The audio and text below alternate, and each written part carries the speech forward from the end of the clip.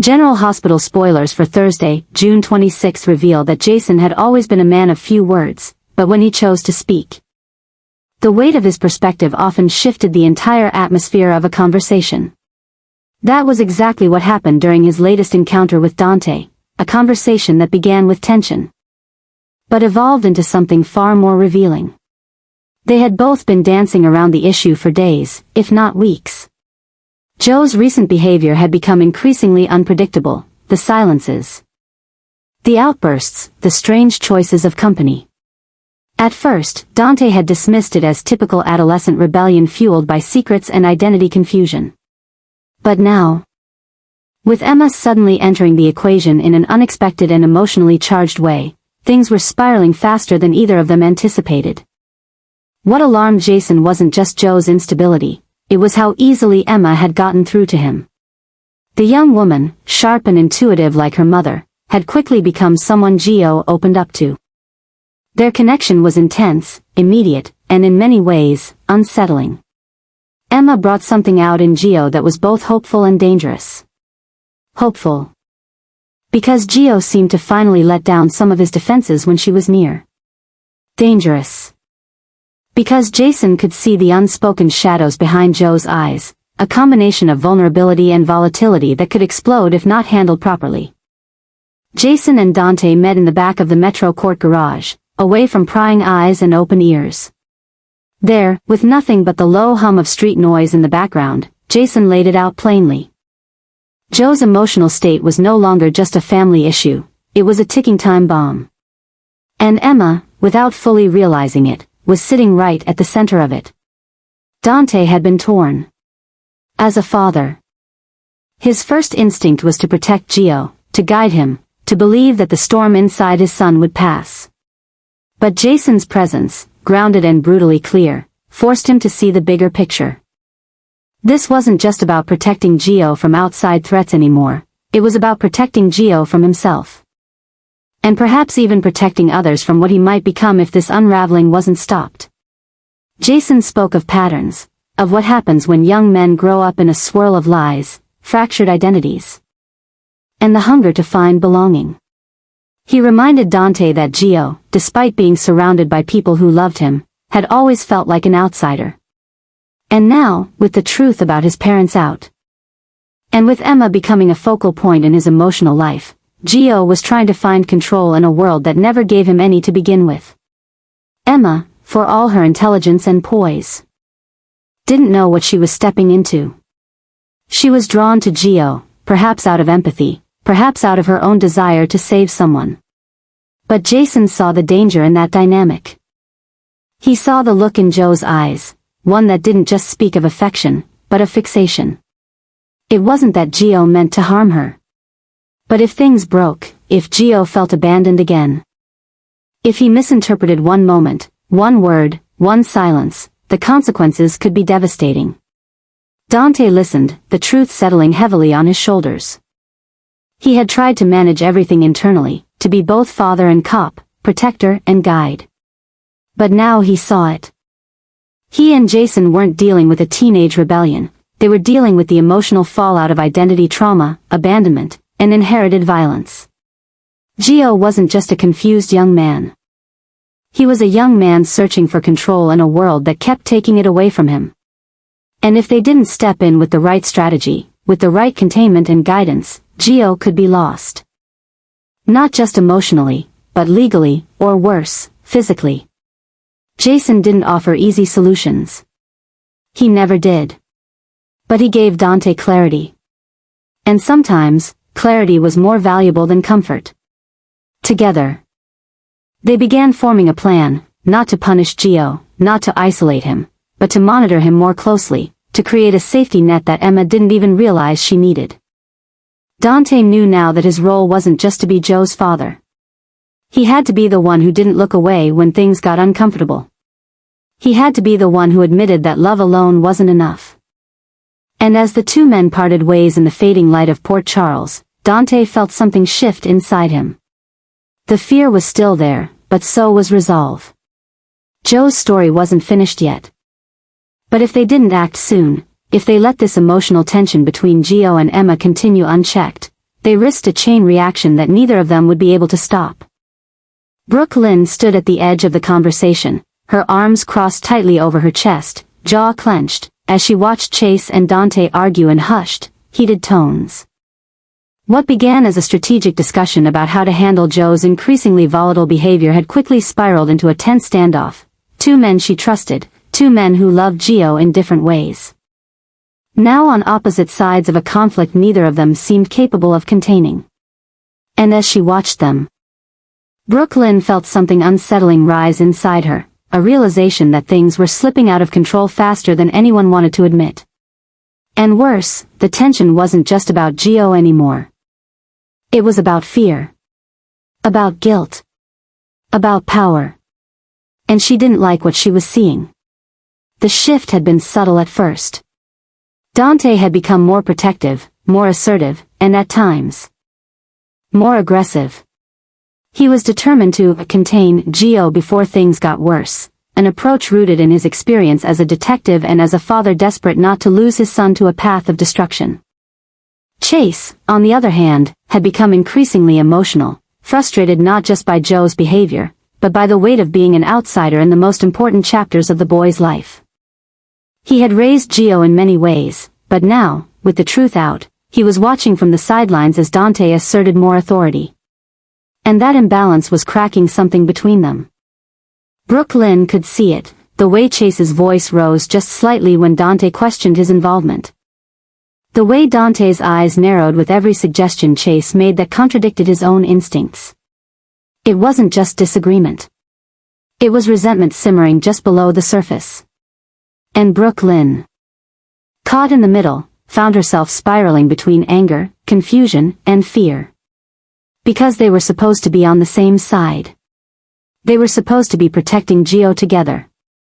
Instead, they were turning their energy on each other, and every minute they wasted arguing was another minute Gio drifted further into emotional chaos. What made it worse was the feeling Brooklyn couldn't shake, that Gio was watching, absorbing every ounce of this dysfunction. He wasn't blind to the tension. He wasn't oblivious to the way the adults around him were unraveling. And if anything, that awareness only made him retreat deeper into himself, feeding the isolation and anger that had already begun to consume him. Brooklyn knew how smart Gio was. She knew how sensitive he could be. How attuned he was to emotional shifts in the people around him. And now, seeing the men in his life splinter over how to handle him, Gio would begin to question everything, his place, his identity, his worth. Brooklyn wanted to scream. She wanted to shake both Chase and Dante and demand that they stop fighting, stop blaming, stop losing sight of what mattered. But deep down, she knew that this wasn't just about ego. It was about fear. Both men were terrified of failing Gio, of losing him, of watching history repeat itself in ways none of them could bear. Dante saw flashes of a legacy he couldn't protect his son from. Chase saw himself being pushed out of a life he had helped build. And Brooklyn saw everything she had fought to hold together starting to tear apart at the seams. She didn't like what she was seeing because it wasn't just dysfunction, it was desperation. The kind that leads people to make mistakes, to say things they can't take back, to act out of emotion instead of strategy. And in Port Charles, where secrets and pressure build like explosives waiting for a spark, Brooklyn knew what happened when people stopped thinking clearly. The fallout was never just emotional. It was destructive. It was dangerous. So she stood there, not just as a mother or a partner, but as someone who understood the cost of unchecked chaos. And in that moment, she made a silent vow. If Chase and Dante couldn't realign, if their tension continued to boil over into mistrust and division, she would be the one to step in. Because Gio didn't need more confusion. He didn't need to be the center of a battlefield. He needed clarity, structure, love. And Brooklyn would make sure that even if the people around him couldn't stop spiraling, she would not let him fall with them. But even as she made that vow, Brooklyn couldn't ignore the fear creeping into her heart, the fear that the damage had already begun. And that the battle between Chase and Dante was just the beginning of something far more unhinged. something that would force all of them to choose between control and collapse. And the longer the tension lasted, the clearer it became. This wasn't just a disagreement between two men. It was the beginning of a breakdown that could reshape everything they thought they were fighting to protect. Sonny had always lived on the edge of danger, but this time, something was different, something deeper, darker, and far more erratic than the wars he had waged in the past. The conflict with Sidwell had evolved from a quiet Cold War of strategy and surveillance into a boiling storm of unpredictability, and Carly could see the change in him with alarming clarity. He was sharper, colder, more volatile. Every move he made felt reactionary, fueled by wounded pride and personal rage rather than his usual disciplined calculation. And what terrified Carly most wasn't just the way Sonny was unraveling, it was the growing realization that their children might pay the price. From the moment Sonny declared that he was going to finish Sidwell once and for all, Carly's instincts went into overdrive. She had seen this version of Sonny before, relentless, consumed, shutting out everyone who dared question his judgment. But this wasn't a calculated strike or a well-timed counterattack. This was war in its most dangerous form, personal. Sonny wasn't just trying to dismantle Sidwell's empire. He wanted to destroy the man. And that kind of mission always came with collateral damage. Carly tried to reason with him. To remind him of the children, of what they had already lost, of how many times poor Charles had been left reeling from the wreckage of Sonny's battles. But Sonny wouldn't listen. He insisted he had it under control, that Sidwell was the threat, that this time things were different because this time it was about drawing a line in the sand. But Carly knew better. She could see the obsession in his eyes, the way he barely slept, how his phone never left his hand. She had watched him disappear into this darkness before, and she knew how easy it was for everything else, including family, to become background noise in the process. What made it worse was that the threat from Sidwell wasn't theoretical anymore. Carly had started noticing strange cars parked outside the house, unfamiliar faces around the coffee shop. Unexplained security disruptions. Donna had come home from school one afternoon with tears in her eyes, saying she thought someone was following her. Michael had grown tense again, retreating into old habits of control and distance. Even Avery, usually so carefree, had started asking questions about why there were new guards at the gate. And through all of it, Sonny remained locked in his mission, unable or unwilling to see the storm that was beginning to wrap itself around their children. Carly's worry transformed into quiet panic. This wasn't just about protecting Sonny from himself. This was about saving their children from the gravitational pull of another one of his wars. She began coordinating her own precautions behind the scenes, extra security details, alternate school routes, daily check-ins, but it wasn't enough. She needed Sonny to stop. Or at least to recalibrate. But every attempt to reach him only deepened the distance between them. The man who had once turned to her as a partner now saw her concern as interference. And yet, she couldn't walk away. Not this time. Not when the lines between vengeance and recklessness were becoming so blurred that Sonny could no longer distinguish between his enemies and the people trying to help him. Carly understood the impulse to protect family. But she also knew that obsession had a cost, and if Sonny kept going down this path, it wouldn't be Sidwell who destroyed them, it would be Sonny himself, dragging everyone he loved into the fire with him. Now, more than ever, Carly feared that the children were in real danger, not just from Sidwell, but from the fallout of a father determined to finish something at all costs. And as Sonny disappeared deeper into his war, Carly was left with a question that chilled her to the bone. How far would he go before realizing that the lives he was trying to protect were the ones most at risk because of him? She had seen it before, the spiral, the aftermath, the funerals. And she refused to let it happen again. But this time, Sonny wasn't just battling a rival. He was battling a version of himself that Carly wasn't sure she could reach. And as the pressure mounted and the shadows thickened around their family, Carly began to prepare for the unthinkable, that she might have to choose between standing by the father of her children, or protecting them from him. Marco had always idolized his father. Or at the very least, believed in the myth of Sidwell, a man of power, precision, and cold brilliance, someone who always seemed 10 steps ahead in a game no one else understood. Growing up in Sidwell's shadow meant living with rules unspoken, with loyalty that wasn't earned but demanded. Marco had followed those rules for years, believing that every calculated strike, every lie told, every line crossed was part of a greater plan. But that belief began to shatter the moment he discovered what his father had been doing to Natalia. It started as a whisper, an overheard conversation between two of Sidwell's operatives, spoken in low tones, meant to be buried in the noise of another operation. They spoke of Natalia in code. But Marco picked up enough to understand that she wasn't an asset. She was a prisoner. The woman who had once been Sidwell's closest confidant, possibly even the one person capable of softening his edges, was now being used. Controlled. Broken down piece by piece. Marco, consumed by suspicion and dread, began digging. What he uncovered wasn't just disturbing, it was monstrous. Sidwell hadn't just betrayed Natalia. He had manipulated her entire existence. Marco found evidence of psychological coercion. Surveillance footage that showed Natalia being monitored day and night, communications intercepted and rewritten to isolate her from allies.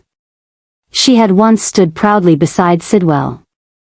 And now she was a ghost in the machine, locked away under the guise of protection, but in truth, she was being dismantled emotionally and psychologically.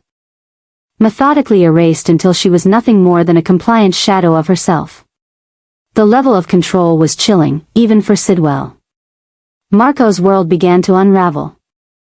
Every command he had followed without question now carried the weight of complicity.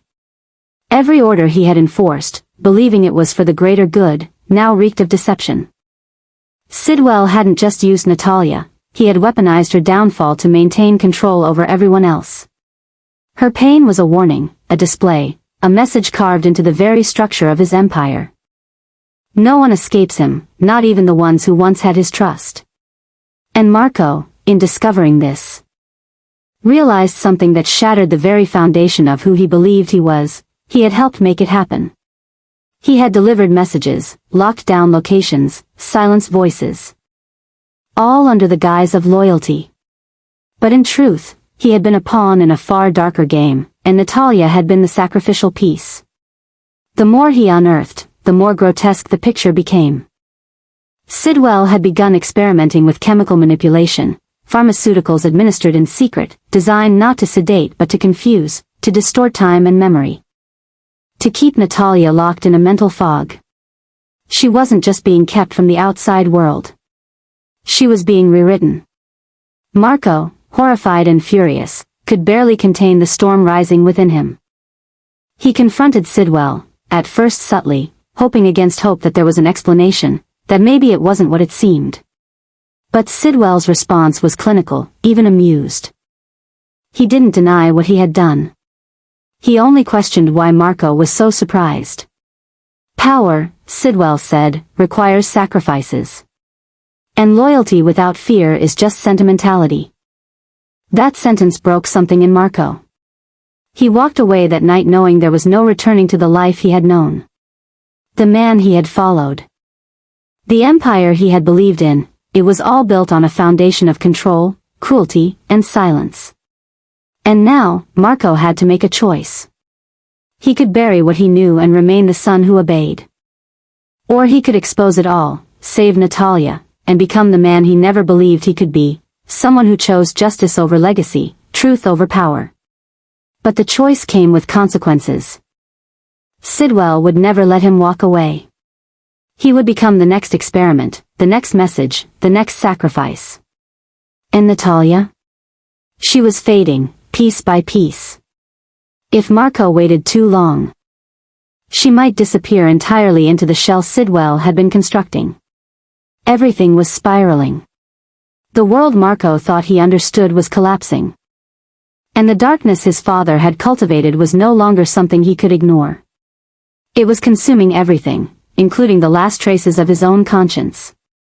And now, with the truth in his hands and the clock ticking, Marco knew he couldn't run. He would have to burn it all down. Or be buried in it. Lulu had seen enough in her life to recognize when someone was standing on the edge of a moral cliff, and as she sat with Lucas in the quiet corner of General Hospital, her voice, though gentle, carried the weight of someone who had been broken before, and survived. Lucas, torn between the loyalty he once gave to Marco and the growing realization of the monstrous depths that Sidwell had sunk to, looked more haunted than she had ever seen him. His hands trembled slightly as he clutched the file Lulu had slipped across the table to him, evidence she had pulled from old WSB intel. Surveillance files that tied Sidwell's current operations not only to psychological manipulation and coercion, but to acts of violence that were beginning to spiral dangerously out of control. What Lulu gave Lucas wasn't just intel. It was truth, and with truth came responsibility. She had watched too many people she loved fall victim to the illusion that they could stay neutral in a war like this. But neutrality, she reminded him, is a choice too, and in the face of rising evil, it becomes complicity. Her words cut deep, not because they were cruel, but because they echoed the truth already screaming inside Lucas's mind. He had tried to stay out of the crossfire between Marco and the world Marco had chosen to serve. He had tried to convince himself that whatever Sidwell was doing, it wasn't his concern. That love meant supporting Marco blindly. But that illusion had shattered the moment he saw with his own eyes how much damage had already been done, first to Natalia, then to the families being targeted by Sidwell's escalating war against Sunny, and now, potentially, to Lucas himself. Lulu reminded Lucas that Marco may not be entirely lost yet, but he was sinking fast, pulled under by the gravity of Sidwell's influence. And Sidwell, she warned, was no longer interested in keeping his war in the shadows. He was escalating. The attack at Daisy's baptism, the attempted bombing at the Corinthos warehouse, the manipulation of legal channels to go after Sunny's children, it wasn't just about territory or revenge anymore.